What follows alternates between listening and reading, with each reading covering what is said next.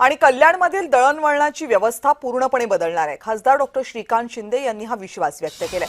हजारो कोटी रुपयांच्या विकास कामांची श्रीकांत शिंदेंकडून पाहणी, कामं जलद गतीने करण्याच्या सूचना त्यांनी अधिकाऱ्यांना दिल्यात। श्रीकांत शिंदे यांच्याशी संवाद साधले आमचे प्रतिनिधी किशोर पगारे यांनी। सर, काय सांगाल की MMRDC मध्ये ही जी काही कामं चालू आहेत, आज याचा आढावा होता। आज कल्याण लोकसभेमधील विविध विकास कामं, मेट्रो, फ्लायओव्हर आणि रोड्स याची पाहणी जी आहे ती MSRDC कल्याण डोंबिवली महानगरपालिकेचे आयुक्त आणि त्याचबरोबर महापौर आणि उपमहापौर हे सगळेच उपस्थित होते। आमचे आमदार देखील राजेशजी मोरे हे या प्रकल्पांच्या पाहणीसाठी उपस्थित होते। आज आपण मेट्रो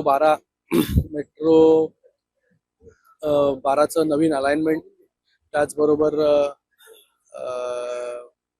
वालधुनीचा हा जो ईस्ट वेस्ट जो फ्लायओव्हर आहे त्याची कामाची पाहणी केली। रिंग रोड मधील सेगमेंट 3 त्याची पाहणी त्या ठिकाणी केली की कुठपर्यंत ते काम आलेलं आहे। एका तिसऱ्या पत्री पूलचं काम चालू आहे, ते लवकरात लवकर 2-3 महिन्यांमध्ये संपेल। पलावा ब्रिजची पाहणी त्या ठिकाणी करण्यात आली, त्याचं देखील काम 2-3 महिन्यामध्ये पूर्ण होईल।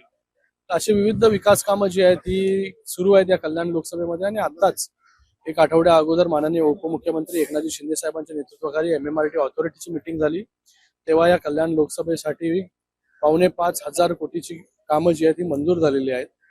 गेले अनेक वर्ष आपण पाहता की दळणवळण चांगली झाली पाहिजे, त्यासाठी मोठ्या प्रमाणामध्ये कामं या कल्याण लोकसभेमध्ये सुरू आहेत। रेल्वेवरचा ताण कमी झाला पाहिजे, लोकांना जो आहे तो पर्यायी मार्ग उपलब्ध झाला पाहिजे।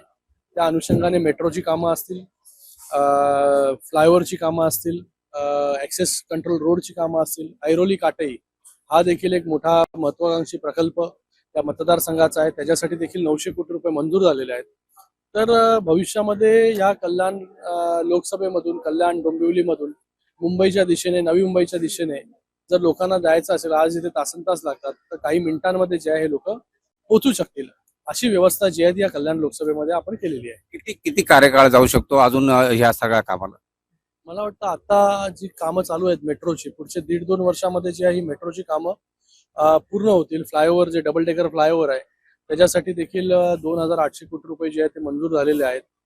तर अनेक अशी कामं जी आहेत ही सुरू आहेत, काही कामं सुरू आहेत, काही कामं पूर्ण होताना आपण पाहायला मिळतात आणि काही नवीन कामं जी आहेत ती सुरू होतील।